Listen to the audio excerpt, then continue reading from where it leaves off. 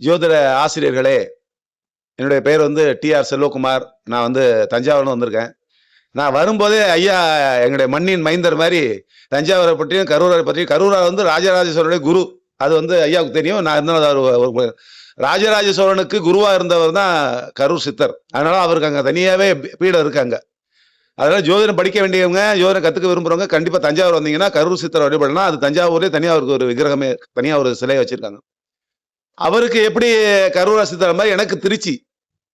ஏன்னா எப்பொழுதுமே ஒரு குருநாதர் பத்தி சொல்லாம எந்த ஒரு காரியமும் செய்யும்போது, கலைகளை பற்றி பேசும்போது, குருநாதரை பற்றி சொல்லலைன்னா கற்ற கல்வியும் பலனடையாம போயிடும். அவருக்கு எப்படி கரூர் சித்தரோ எனக்கு அதே மாதிரி திருச்சியில என்னுடைய குரு திருமதி லட்சுமி பிரபான்னு போன எப்போதுமே தஞ்சாவூர் திருச்சி வந்தா பேசுவேன். அவங்க வந்து நீங்க பெண்களை பற்றி நீங்க பாத்திருக்கீங்க, எல்லாரும் பெண்கள் இருக்கீங்க. பெண்களே ஜான்சி ராணியை பாத்திருக்கீங்க, நான் பார்த்திருக்கேன் ஜோதிடத்துல. நீங்க அப்படிப்பட்ட ஒரு குருவை வாழ்வில் யாரும் ஒரு பெண் உருவத்துல பார்த்திருக்கவே முடியாது. அப்படிப்பட்ட ஒரு அபூர்வமான பெண்மதி அவங்க, பெண்மணி தஞ்சாவூர் திருச்சியில் தான் இருக்காங்க. அதாவது ஜோதிட கருத்துக்கள் ஒரு சமஸ்கிருதத்திலேயோ, ஒரு புரியாத மொழியிலேயோ, புரியாத சொல்லிலேயோ, புரியாத வடிவத்திலேயோ இருக்கக்கூடாது. என்னுடைய குரு எனக்கு சொல்லிக் கொடுத்தது அனைவருக்கும் புரியுற மாதிரி இருக்கணும், எளிமையா இருக்கணும், நடைமுறை சொல்லுல இருக்கணும், போர் அடிக்காம இருக்கணும், சுவாரஸ்யமா இருக்கணும், கேட்க இனிமையா இருக்கணும். இதுதான் அவங்க எனக்கு சொல்லிக் கொடுத்தது. அதனால எனக்கு இந்த கலையை கற்பித்த திருமதி என்னுடைய ஜோதிட சரஸ்வதி திருமதி லட்சுமி பிரபா அவர்களை வணங்கி ஒரு சில ஜோதிட கருத்துக்களை சொல்லலாம் நினைக்கிறேன். முதல்ல ஐயா சாமிகளா, எங்கத்துப்பா வரீங்க இவ்வளவு பேரும்?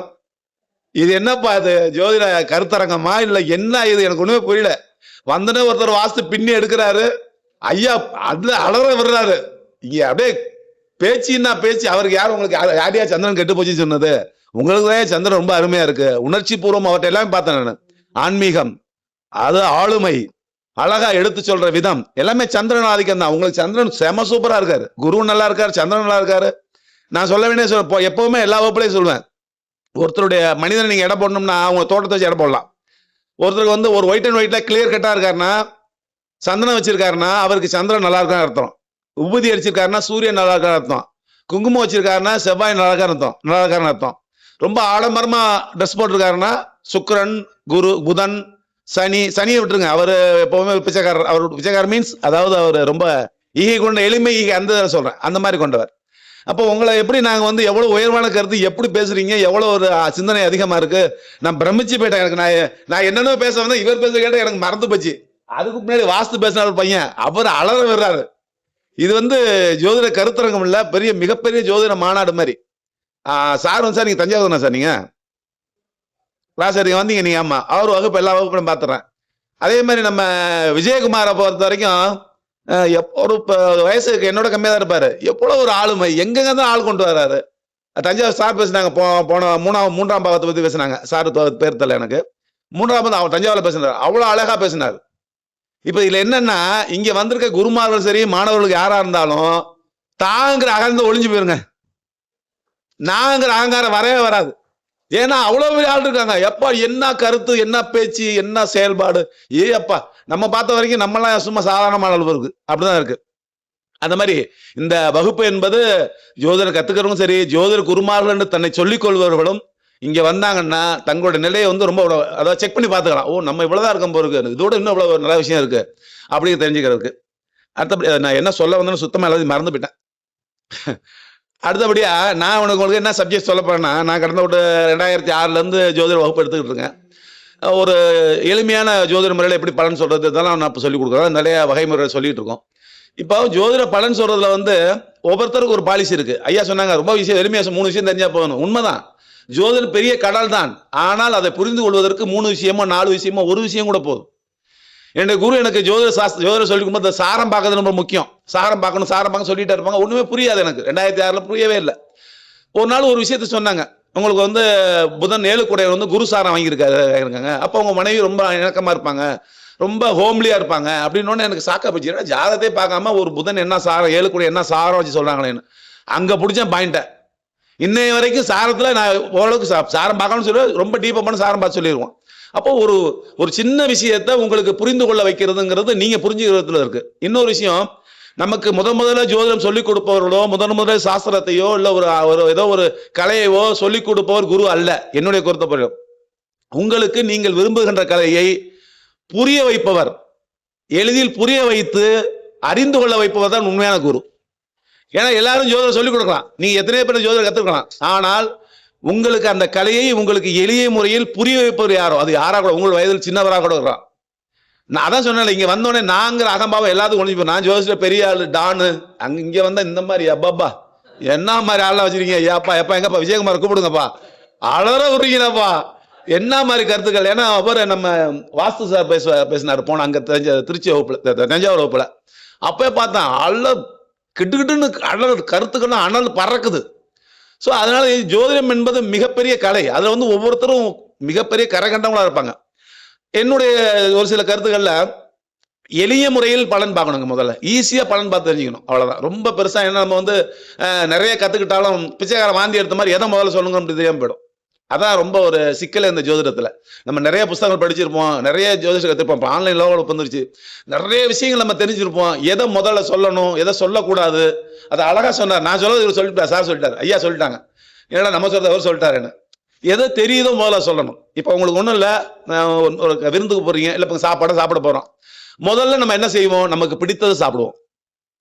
அதுதான் ஜோதிடத்துல. நமக்கு என்ன தெரியுதோ அல்லது எது பிடிச்சிருக்கோ அதை சொல்லலாம். எனக்கு சுக்கிரனை பிடிக்கும், அன்னைக்கு மாறுபடும், மெனு மாறுகிற மாதிரி அன்னைக்கு மாறுபடும். ஒரு நாளைக்கு ஒரு ஜாதகத்தை சுக்கிரனை பார்த்தா சொல்லணும் போல தோணப்படும். அதாவது இது நீங்க ஸ்டாண்டர்டைஸ் வச்சுக்கூடாது, அதாவது நிரந்தரமாக வைத்துக் கொள்ளக்கூடாது, இதை வச்சு தான் சொல்லுவேன் அப்படி கிடையாது. ஒவ்வொரு ஜாதகத்துக்கும் மாறுபடும்.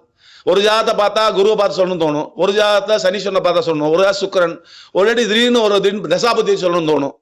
இப்படித்தான் ஜாதகத்தை நம்ம எளிமைய முறையில் சொல்ல முடியுமே, கற்றுக்கொள்ள முடியுமோ சொல்ல முடியும். இதை விட்டுட்டு சிலர் வந்து, ஏன்னா முதல்ல நம்ம சொல்லிக் கொடுப்போம், நான் பயிற்சி சொல்லிக் கொடுக்கும்போதுலாம் லக்னத்திலிருந்து 12 பாவங்கள் பொது சொல்லி கொடுப்போம், லக்னத்தை பாரு 1 5 9 பாரு அப்படிதான் சொல்லிக் கொடுப்போம் ஆரம்பத்தில் கத்துக்கும் போது. அதே மாதிரி ஜாதகம் கணிக்கும் போதும் ஒரு 17 பாயிண்ட் இருக்கு. அதாவது குழந்தை பிறந்த ஊர், ஆங்கில தேதி, தமிழ் தேதி, இதெல்லாம் கத்துக்கிட்டு தான் போதும். உதய நாளிகை, அதே மாதிரி ராசி பரிமாண இருப்பு, சுதேசி நேரம், எல்எம்டி, இந்த மாதிரி இருக்கு, கர்ப்பசெல், ஆதி அந்த பரம, இப்படி வரிசை ஒரு 17 பாயிண்ட் ஜாதகம் கணிப்போம். ஆனா ஒரு ஸ்டேஜுக்கு அப்புறம் அது தேவையில்லைன்னு ஆயிடும் நமக்கு. ஏன்னா ஒரு ராசிக்கு 2 மணி நேரம், அப்ப 2 மணி நேரம் ஷார்ட்டா போட்டுருவோம், அந்த கணக்கு பார்த்தா கண்டுபிடிச்சிருவோம். ஸோ அது தேவையில்லாம போயிடும். அதனால முதல்ல நம்ம கத்துக்கிற போது தெரிஞ்சுக்கும் போது, ஜோதிடம் தெரிஞ்சுக்கும் போது என்ன பண்ணணும்னா, அந்த 12 பாவங்களை பத்தி தெரிஞ்சுக்கணும், அந்த லக்னத்துல ஆரம்பிக்கணும், 1 5 9 ஆரம்பிக்கணும். இது வந்து அடிப்படை விதி, அது அப்படித்தான் நம்ம கத்துக்க போறோம், அப்படித்தான் தெரிஞ்சுக்கணும், அடிப்படை விதி. ஆனால் அதை இறுதி வரை கொண்டு போகணுங்கிற அவசியம் இல்லை, அது கடைசி வரை கொண்டு போக வேண்டிய அவசியம் இல்லை. நமக்கு ஒன்றும், இப்போ நம்ம கிரிக்கெட் விளாடுறோம், முதல்ல 20 மேட்ச் 5 ஓவர் அடிச்சு விளாடுறான், அதுக்கப்புறம் அடிச்சு விளாண்டுருக்கான், பொறுமையாக விளாடுறான், அவனுக்கு ஜெயிக்கணும் நோக்கம் தான். அதனால கத்துக்கும் போது எல்லா விஷயத்தையும் கத்துக்கலாம் நம்ம. ஆனா ஜோதிடம் சொல்லும் போது பிராக்டிக்கலா வேற விஷயங்கள் நமக்கு எது தெரியுதோ, நிறைய அப்ளை போகுதோ அதெல்லாம் பார்த்து தெரிஞ்சுக்கலாம். இன்னொன்னு, பொதுவாகவே எந்த சாஸ்திரம் ஜோதிடமோ எது இருந்தாலும் யாருக்கிட்ட இருந்து வந்தாலும் ஏத்துக்கிற பக்குவம் வேணும், அது ரொம்ப முக்கியம். நான் ஒன்றும் இல்லை, நான் எங்கள் ஊருக்கு, எனக்கு வந்து விருதுநகர் மாவட்டம் சொந்த ஊர், அந்த ஊருக்கு போகும்போது மதுரையில் இறங்குறேன். மதுரை இறங்கிட்டு இந்த மீனாட்சி வசி என்னமோ ஹோட்டல், மாடுதாரி எய்த்தாப்பில் இருந்துச்சு, ஹோட்டலில் சாப்பிட போனேன் 2007. ஜோதிஷா அப்போ தெரியுது, கத்துக்குட்டி. போகும்போது சாப்பிட உட்கார்ந்தேன், அந்த டேபிள் தொடப்பார், டேபிள் தொடக்கிற மாதிரி தொடச்சிருந்தாப்புல. அவர்கிட்ட ஆர்வம் போய், நீ என்ன ராசி என்ன லக்கணும் அப்படின்னு ஒன்னேன். அவர் சொன்னாரு, அவர் எனக்கு மேலே பெரிய எனக்கு தெரியாது. அவனோடனே அவர் நீங்க என்ன லக்கணும் அப்படின்னாரு. என்னடா நம்ம திருப்பி கேட்கறாரு. நான் அந்த மாதிரி தனுசு லக்கணங்க, என்ன ராசின்னு கேட்டவொடனே அப்புறம் ஒரு கிரகத்தை கேட்டார். ஒரு கிரகத்தை கேட்டால் அது இங்க இருக்க இடத்த சொன்னேன். இடத்தோடனே உங்க அப்பாவுக்கு 2 மனைவியா அப்படின்னு கேட்டார். எனக்கு செவுள் அரைஞ்ச மாதிரி இருந்துச்சு. பாவி, என்னடா நம்ம இவரை கேட்டா இவன் நம்மளை சேர்க்க கூடாது. ஆமாங்க அப்படின்னு. அப்ப நான் பேச முடியாது.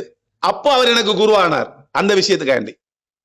அப்ப எப்படி கண்டுபிடிச்சிக்கும் போது, இந்த மாதிரி இந்த லக்னத்துக்கு ஒரு 6-11 கூடையவன், அவர் வந்து 5ல் உட்காரு, 6ஆம் இடம் ரண சத்துத்தாரம், அவரே சுக்கரனா கொஞ்சம் விளக்கமா சொல்றேன். தனுசு லக்னத்துக்கு 6 கூடையின் சுக்கரன், அவர் நோய் நொடிக்குரியவர், அவர் சுக்கரன் கலத்திரக்காரகர், அவர் சொன்னது கலத்திரக்காரகர், அவரே 11ஆம் இடத்து இளைய மனைஸ்தானே ஆகி 5ஆம் இடமாகிய தகப்பன் வழி உறவுல உட்கார்றாரு. அப்போ உங்க வீட்டு வழி உறவு 2 தாரம் இருக்குங்க அப்படின்னு சொன்னேன். அவ்வளவுதான், எளிய முறையில சொன்னார். அப்பதான் புரிஞ்சுது, ஓ நம்ம வந்து யார்கிட்ட இருந்து என்ன கருத்து வேணா ஜோதிட கருத்து வரலாம், ஆனா அதை ஏத்துக்கிற பக்குவம் வேணும் நமக்கு, அதை அப்ளை பண்ணி அப்பப்ப ஜெயிச்சு காண்டே இருக்கணும். அதுக்காக அதையே தொங்கிட்டு கூடாது. இன்னொன்னு, நம்ம குரு ஒன்று சொல்லி கொடுத்துருப்பாங்க, இன்னொன்னு சில நேரங்களில் குருவுக்கு குருவாவே ஆயிடும் நம்ம. இப்ப என் குரு எனக்கு சொல்லுமா என்ன சொல்லுவாங்கன்னா, ஜோதிட கருத்து சொல்லிட்டு இருந்தாலும் செல்வகுமார்ட்ட ஒரு ஜாதகத்தை போட்டு கேப்பன் போர்டில் போட்டு அவங்க ஒரு கருத்து சொல்லுவாங்க, நான் ஒரு சொல்லுவேன், 2 பேருமே ஆரோக்கியமான விவாதங்கள் நடக்குவாங்க. இது தேவை, ஜோதிடருக்கு ரொம்ப அவசியம் இப்போ உள்ள சூழ்நிலைக்கு. ஏன்னா நிறைய கருத்து, நிறைய விஷயங்கள் வருது, ஏற்றுக்கொள்ள முடியாத சூழ்நிலை நிறைய வருது. கான்ட்ரவர்சி ஜோதிடத்துல இதுலயே நம்ம யூடியூப்ல சண்டை போட்டுக்கிறாங்க. இன்னொன்னு என்ன, கார்பரேட் சம்பாதிக்க ஆரம்பிச்சிட்டாங்க. யாருமே ஜோதிடத்தை காசு பணமா தான் பாக்குறாங்க. சொல்லிக் கொடுக்க குருமார்கள் யாருமே அதை வந்து ஒரு இதுல டெடிகேஷனா சொல்லிக் கொடுக்கறது இல்லை. என்னுடைய குருவாக ஆரம்பிக்கும் போது நான் 100 ரூபா 150 ரூபா நம்ம ஃபீஸ், மாச ஃபீஸ். காலையில 10 மணிக்கு ஆரம்பிச்சு, நான் சொல்றேன் மறுபடியும் அவங்க ஒரு பெண்மணி பாருங்க, திருச்சியிலிருந்து தஞ்சாவூர் வரணும். திருச்சியிலிருந்து தஞ்சாவூர் வரணும், எப்ப இந்த பஸ் பிடிச்சி பழைய பஸ் இருந்து அங்க கடந்து தமிழ் சங்கத்துக்கு வரணும். குருவை பேசும்போது கொஞ்சம் தடுமாறுது, ஏன்னா கொஞ்சம் பொறுமையா பேசணும். அவங்க கடந்து தமிழ் சங்கம் வரணும். காலையில 10 மணிக்கு வரணும். 10:30 மணிக்கு வந்தா அரை மணி நேரம் நான் கிளாஸ் எடுப்பேன். 10:30 மணிக்கு வந்தாங்கன்னா சாயந்தரம் 5:30 மணி வரைக்கும் நான் ஸ்டாப்பா நின்றுகிட்டே பேசுவாங்க. இடையில லஞ்ச் டைம் ஒரு 1 hour 1/2 hour தான். அவ்வளோ விஷயமும் நீங்க பேச பேச கேட்டுக்கிட்டே இருக்கலாம். அதே மாதிரி அது மட்டும் இல்ல, அவங்க சொல்லுவாங்க உள்ள வரும்போது நீங்க மனிதனாக வருவீர்கள், ஜோதிடம் கற்ற பின்பு நீங்கள் மனிதனுக்கு அடுத்த நிலைக்கு போயிடுவீங்க. அதான் ரொம்ப முக்கியம் சொல்லுவாங்க. ஏன்னா மனிதனாக இருக்கும்போது நம்ம என்ன பண்ணுவோம்னா, இச்சை இன்பங்கள் எல்லாத்துக்கும் ஆளாகும். அது வந்து எல்லாருக்கும் உள்ளதான், ஆசைகள் எல்லாமே வரும், அது போது எல்லாமே வரும். ஆனால் ஒரு ஜோதிடத்தை முழுமையாக தெரிந்து கொண்ட பின்பு நீங்க அதிலிருந்து அந்த மனித நிலையிலிருந்து ஒரு உணர்ந்து, தன்னை உணர்ந்து, நம்ம ஜாதகத்துல சுக்கிரன் இப்படி இருக்காரு, 7ஆம் இடம் இப்படி இருக்கு, நம்ம மனைவி ஸ்தானம் சரியில்லை, நம்மளுக்கு சுக்கிரன் நல்லா இருக்கு, ஆனா பெண் உறவுகள் நிறைய வருவாங்க. அப்ப அவங்கள எப்படி நம்ம அனுசரிச்சு போகணும், எப்படி வாழணும், இந்த நம்ம ஜாதகத்தை ஒற்று எப்படி வாழ்றது அப்படிங்கறத நம்ம ஜோதிடத்தை கற்ற பின்பு அது தெரிந்துகிட்டு வாழறதை கத்துக்கிறோம். நம்மளுக்கு இப்படிதான் இருக்கேன்னு அதை பூஸ்டப் பண்ணி, சரி ஒரு சுக்கிரன் நல்லா இருக்கு, சரி நம்ம பெண் யோகம் அதிகமா இருக்கு, இல்ல வீடு கடன் வாங்கி செலவு பண்றதோ, பெண் வழி உறவுகளை தவறா பயன்படுத்துறதோ, இது எல்லாம் நீங்கள் செய்தால் அந்த ஜோதிட கலை உங்களுக்கு வரவே வராது, நாசமா போயிடும். அது இதை முடிச்சுட்டு நான் அந்த பாயிண்ட் வந்து சாப்பாடு வந்துருச்சு. இப்போ வந்து நம்ம ஜாதக பலன் பார்க்கின்ற பொழுது உங்களுக்கு எது முதல்ல தெரியுது அதை சொல்லலாம். ஆனா நம்ம எங்க தப்பு பண்றோம், எங்க நம்ம விட்டுறோம்னா கனெக்டிவிட்டியில விட்டுறோம், தொடர்பு படுத்துவதில் விட்டு விடுகிறோம். ஒரு கிரகத்தையும் ஒரு பாவகத்தையும் தொடர்பு படுத்தணும். தொடர்பு படுத்தாமல் நீங்க பலன் பார்ப்பது பலனற்று போயிடும். ஒருத்தர் ஜாதகம் நீங்க பாக்குற தசாபத்தி பாக்குறீங்க, இல்ல ஒரு மனைவி ஸ்தானமோ, இல்ல தொழிலோ, இல்ல அம்மாவோ அப்பாவோ குழந்தையோ, அல்லது அவர் உடல் ஆரோக்கியமோ, எந்த பாவகத்தை பற்றியோ அல்லது எந்த ஒரு டாபிக்கோ அல்லது எந்த ஒரு விஷயத்தையும் நம்ம எடுக்கும்போது அவங்களுடைய கிரகத்தை எடுக்கணும், அதற்கு தொடர்புடைய பாவகங்களையும் கனெக்ட் பண்ணணும், பாவகத்தையும் சரி பார்க்கணும். அதுக்கு இன்னொரு விஷயம் இன்னும் கொஞ்சம் மேல போனா என்ன சொல்றாங்கன்னா, கிரக காரகத்துவம் சப்ஜெக்ட் இருக்கு இல்லையா, பாவக காரகத்துவம். அதாவது லக்னத்துக்கு எப்படி சூரியன் காரகராகிறோ, 2க்கு புதனும் குருவும் காரகர், 3க்கு செவ்வாய் காரகர், 4க்கு சந்திரன் சுக்கிரன் காரகர், 5க்கு குரு காரகர், இந்த மாதிரி 12 பாவகங்களும் காரகர் இருக்காங்க இல்லையா. இப்போ வந்து ஒருத்தருக்கு வந்து சந்திரன் நல்லா இல்ல, சந்திரன் நல்லா இல்லைன்னா பிசிக்கல் நல்லா இல்லை அப்படிங்கிற ஒரு கான்செப்ட் உண்டு. உடல் ஆரோக்கியம் நல்லா இருக்கு, மனம் நல்லா இருக்காது, தாய் வழி உறவு நல்லா இருக்கு, தாய்க்கு நல்லா இருக்காது, இரவுல தூக்கம் வராது, அவருக்கு நீர் சார்ந்த பிரச்சனை வரும், கிளைமேட் அலர்ஜி ஆகும், இப்படிங்கிற ஒரு கருத்து நம்ம வரும். சார் பேசலாம்ல? ஆமா, ஏன்னா உங்க டைம்னா சொல்லிருங்க. அப்ப அது சார்ந்த விஷயங்கள் இருக்கும். சார் அப்ப அப்படின்னா அதை மட்டும் எடுத்தோன்னு சொல்ல முடியுமா? அங்கதான் என்ன பண்ணணும்னா, ஒரு நிமிஷம் அந்த பாவகத்துக்கு தொடர்புடைய சந்திரனுடைய பாவம் 4ஆம் இடம், இந்த 4ஆம் இடத்தையும் பார்க்கணும், 4ஆம் இடத்துக்கு இருக்கிற கிரகத்தையும் பார்க்கணும், அதே மாதிரி சந்திரனோட சேர்ந்திருக்க கிரகத்தையும் பார்க்கணும், சந்திரனுடைய பொசிஷனையும் பார்க்கணும், ஆட்சியா இருக்கிற உச்சம் அதெல்லாம் பார்த்துருவோம். நம்ம அதெல்லாம் பிரச்சனை இல்லை, ஆட்சி உச்சம் பார்க்கற பிரச்சனை கிடையாது, அதை பார்வை உடனே பார்த்துறோம். இங்க என்ன பிரச்சனை பண்றோம்னா, இந்த பாவகத்தோடு கிரகத்தோடு தொடர்பு கொண்ட பாவகத்தையும் அனலைஸ் பண்ணணும். ஒரு கிரகம் வீக்கா இருக்கு, அல்ல ஒரு பாவகம் வீக்கா இருக்கு. சந்திரன் வீக்கா இருந்தா அம்மாவுக்கு வீக்குன்னு சொன்னோம். அப்பா ஐயா சொன்னாங்க, நல்லா சொன்னாங்க. சந்திரன்னா தாய், சூரியனா தகப்பனார் அப்படின்னு பார்க்கணும். அப்ப சந்திரன் வீக்கா இருந்தா அதை மட்டும் வச்சு பலன் சொல்ல முடியாது. அது போய் எங்க நிக்குது, 9 நிக்குது, நல்லா இருக்காரு, கடகலக்கணத்துக்காக 9ல இருக்காரு, குட், சந்திரன் நல்லா தான் இருக்காரு. அடுத்து என்ன சாரம் வாங்கியிருக்காரு, உத்திரட்டாதி நினைக்கிறேன், ஆமா உத்திரட்டாதி நட்சத்திரம் வாங்கியிருக்காரா, அது சனியோட சாரம். புரட்டாதியா, நல்லது, குருவோட சாரம். அடுத்து ரேவதி சாரம், ஓகே, ஒன்றும் பிரச்சனை இல்லை. ஸோ இப்படி நம்ம அது போறோம். இது மாதிரி ஒவ்வொரு பாவகத்திற்கும் ஒவ்வொரு கிரகத்திற்கும் அனலைஸ் பண்ணி அதை வந்து தொடர்புபடுத்தி பார்க்கறதாங்க விட்டுறோம். இன்னொரு பாயிண்ட் என்னன்னா, தசாபதிகளை விட்டுறோம். இப்ப என்ன, மேக்சிமம் கோச்சாரத்தை கையில எடுத்து அடிக்கிறோம், கோச்சாரத்தை கையில எடுத்துறோம். இப்ப எங்க போனீங்கன்னாலும் கோச்சாரம் தான். கோச்சாரம் உங்களுக்கு எதுக்கு பயன்படும்னா, சம்பாதிக்க தாங்க பயன்படும். ஏன்னா அவன் டிவியில பார்த்துட்டு வந்திருப்பான், பையன் குரு பயிற்சி ஆயிடுச்சு, சம்பாதிப்பதற்கு மட்டும்தான் கோச்சாரமே தவிர உங்களுடைய தசாபுத்திகள், உங்க கிரக காரகத்துவம், பாவக காரகத்துவம், பாவக பரிவர்த்தனை, கிரக பரிவர்த்தனை, இதற்கெல்லாம் மீறி தசாபுத்திகள் அம்சத்தின என்ன சாரம் வாங்கியிருக்கு, இதுல ஒரு 17 பாயிண்ட் இருக்கு. இந்த பாயிண்ட் எல்லாம் மீறி அதுக்கப்புறம் தான் நம்ம கோச்சாரத்துக்கு போக முடியும். கோச்சார பலன் என்பது 20-30% தான். இதுல உங்களுக்கு மோசமான தசாபதி நடக்குது, 8 கூட தசை 6 கூட தசை நடக்குது, சனி அட்டமத்தில் நிற்கிறான், குரு அட்டமத்தில் நிற்கிறான், அப்படி இருந்தா தான் பாதகம் கோச்சாரத்து அதிகமாக ஏற்படும். இதுல வந்து ஏன்னா நான் பார்க்கும்போது வரும்போதே பையனுக்கு குருபலம்லாம் நல்லா இருக்கு, கல்யாணம் ஆக மாட்டேங்குவாங்க. அவனுக்கு 7 கூடையும் சுக்கரனும் 6, 8, 12 போய் மறைஞ்சிருக்கும். 7 கூடையும் சுக்கரனும் 6, 8 பேர் மறைந்தா திருமணம் நடக்காது, ரொம்ப கஷ்டம். அவனுக்கு மறைஞ்சிருக்கும். இவன் பாப்பா 10 வருஷம் பார்த்தான், 10 வருஷம் பாக்குறாங்க, முடியலம்மா. எப்படி முடியும்? ஒவ்வொரு ஜோசியர் குரு பயிற்சி நல்லா இருக்கு, ஏன்னா டிவி இவங்களே பாக்குறாங்கல்ல. அதனால அதுவெல்லாம் அதற்கெல்லாம் மீறி இந்த கோச்சாரம் என்பது ரொம்ப கம்மியான ஒரு 20-30% தான் வேலை செய்யும். அதற்கு மீறி அவங்களுடைய தசாபுத்திகளும் அவர்களுடைய அந்த கிரக காரகத்துவங்களும் அதற்குரிய பாவ காரகத்துவங்களும் இதுதான் நல்லா வேலை செய்யும். இது ஒரு பாயிண்ட். இன்னொன்னு, நீங்க வந்து ஒரு ஜாதக சொல்ல லக்ன பொது பலன்கள் சப்ஜெக்ட் இருக்கு. லக்ன பொது பலன்கள். லக்ன பொது பலன்கள் என்ன அப்படின்னா, இப்போ ஒரு மனிதனோட உறுப்பு ஆர்கன்ஸ் எப்படி இருக்கும்? ஒரு மனிதனை எப்படி பாரு, தலை இருக்கும், கைகள் இருக்கும், மார்பகங்கள் இருக்கும், வயிறு இருக்கும், தொடைப்பகுதி இருக்கும், மர்ம உறுப்பு இருக்கும், முழங்கால் இருக்கும், கண், காது, சிரசு, இந்த மாதிரி அங்கங்கள் இருக்கல. இது தாங்க 12 பாவங்களின் பொது பலன் என்பதுதான். ஐயா வந்து ஐயா நீங்க கடகலக்கம் தானே? மேஷ லக்னம். ஓகே, சந்திரன் 12 போயிட்டாரு. மேஷ லக்னமும் உணர்வு பூர்வம் பேசினாரு. அவர் புரிந்து பேசணும், எல்லாருக்கும் பிடிச்சிருந்துச்சு, எனக்கு நல்லா பிடிச்சிருந்துச்சு. நான் பொதுவாக வந்து ஓகேவா ஒரு 5 நிமிஷம் பொதுவாக வந்து நான் வந்து அவ்வளோ சீக்கிரமா யார் கருத்தையும் ஏற்றுக்க மாட்டேன். மீன்ஸ் எனக்கு நான் ஒரு ஸ்டேஜ்ல இருந்து அதில் இருப்பேன், சொன்னதை கேட்டுக்குவேன். இப்போ வாசனத்தை ஒரு அருமையா இருந்தது இன்னைக்கு, எனக்கு உண்மையிலேயே சூப்பர் கிளாஸ், அருமையான சூப்பரா இருந்தது இன்னைக்கு. நான் வந்து 2 நிமிஷம் பார்த்தேன், என்ன அடி மரண அடி விழுது வந்தவனே, இன்னும் போப்போ என்ன அடி விழ போகுதுன்னு தெரியல. ஒரு சின்ன பையனை பின்னி எடுக்கிறாரு. ஏன்னா என் பையனுக்கு வந்து இந்த மாதிரி பெரிய ஹாலு, நான் கம்பெனி வச்சுக்க பெரிய ஹாலு, அந்த தென்மேற்கு வந்து அடைக்காமல வச்சிருந்தேன். அந்த தென்மேற்கு அடைச்சி முடிச்சு நிலம் வச்சுட்டு இருக்கோம், பையனுக்கு வேலை கிடைச்சிருச்சு. எல்லாம் நம்மளும் ஜோசியம் ஜாதகம் சொல்லிட்டு இருந்தோம், எல்லாம் தென்மேற்கு அடைச்சான வேலை கிடைச்சிச்சு. அடுத்து பாத்தீங்கன்னா உள்ள டைல்ஸ் வேலை பார்க்கறான், ஒவ்வொரு பையன் 2 பையனும் 2 வண்டி வாங்கிட்டாங்க. அது எங்க காசு தெரியல எனக்கு, நான் சொல்லணும்னு நினைச்சேன். அப்போ வாஸ்துங்கிறது நல்லா தான் இருக்கு. அப்போ ஜோதிட சாஸ்திரம், ஜோதிடம் எவ்வளவு ஒரு உண்மையோ வாஸ்து உண்மைதாங்க. அது நான் வந்து இப்பதான் முதல்ல உணர்ந்தேன். ஏன்னா எங்க அண்ணனும் பெரிய வாஸ்து ஆவாரு. ஸோ அது இருக்கா என்ன எங்க விட்டேன், இப்படிதான் நம்ம சப்ஜெக்ட் இன்னொன்று போயிருக்கோம். லக்னம், அப்போ மேஷ லக்னம், அவர் முருக பக்தர். அதாவது இது வந்து லக்னம் எதுல, லக்னமும் ராசியில இருக்குன்னா அருள் நிக்குது. இவருக்கு வந்து குரு, சூரியன், சந்திரன், செவ்வாய் எல்லாமே முழு சுவர். அப்புறம் எப்படி ஒரு லௌகிக வாழ்க்கைக்குள்ள போக முடியும்? சாமியார தான் போகணும். கோயிலு, கும்பாபிஷேகம், மணி அடிச்சுக்கிட்டு சாமி சொல்றேன் எளிமை துறவி. ஆனா முழு துறவியா ஆக முடியாது, இல்லறத்தோடு கூடிய துறவியா தான் ஆக முடியும். இப்ப லக்னம் போய் கேதோ நினைச்சுன்னு வச்சுங்களேன், லக்னம் கேது சார்ந்து நிற்கிதோ, சுக்கிரன் காரமா லக்னம் நின்றது பரணி நேசத்து நிற்கிது. அப்ப மனைவியை நேசிப்பார்.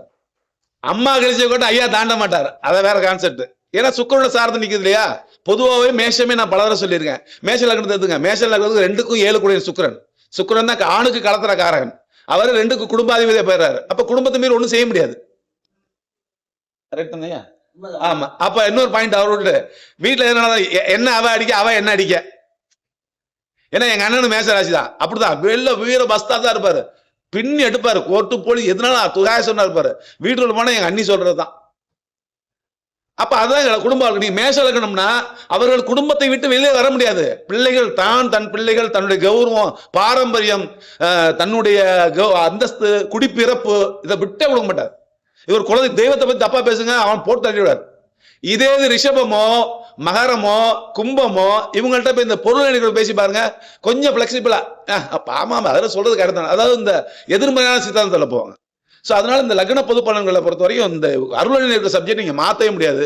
பொருளணி இருக்கக்கூடிய ராசிகளாகி இருக்க லக்னமாக ரிஷபம், மிதுனம், கடகம், கன்னி, துலாமு, மகரம், கும்பம், இவரெல்லாம் ஓரளவுக்கு சேஞ்ச் பிளெக்சிபிளா இருப்பாங்க. இதுல யார் மாறுவாங்கன்னா இதுல பாதி அதுல பாதி இருக்கவங்க தான் கொஞ்சம் மாற்றம் வரும். அது அந்த அருளணி பொருளில. அதனால இந்த மாதிரி அருளணி பொருளணி இந்த மாதிரி நிறைய விஷயங்கள் பார்த்துக்கிட்டு நம்ம ஒரு சப்ஜெக்டா புரிஞ்சு எளிய முறையில் பலன் சொல்லுங்க, ரொம்ப ஈஸியா வரும். ஜோதிடம் என்பது மிக மிக எளியது. புரியாதவர்களுக்கு, புரியாதவர்களுக்கு அதோட கஷ்டமான சப்ஜெக்ட் எதுவும் கிடையாது. அதனால நீங்க முதல்ல எளிமையா புரிஞ்சுக்கங்க. அதுல வந்து நீங்க ரொம்ப எளிமையா புரிஞ்சுக்கிட்டீங்கனாலே உங்களுக்கு ஜோதிடம் ரொம்ப அருமையா வரும். ரொம்ப அருமையான சப்ஜெக்ட். சார் எப்படியா 1:30 முடிச்சிடலாமா இல்ல சாப்பிடலாமா? கேட்டுக்கணும்ல. ஏன்னா கரெக்டா சொன்னாரு. நான் என் குருவை நான் ஒரு கான்செப்ட் எப்ப என்னன்னா, நம்ம பேசிட்டு இருக்கும்போது இவர் இன்னும் கொஞ்சம் பேச மாட்டாரா அப்படின்னு இருக்கும்போது முடிச்சிடணும். அதான் ஒரு பேச்சாளருக்குள்ள மரியாதை.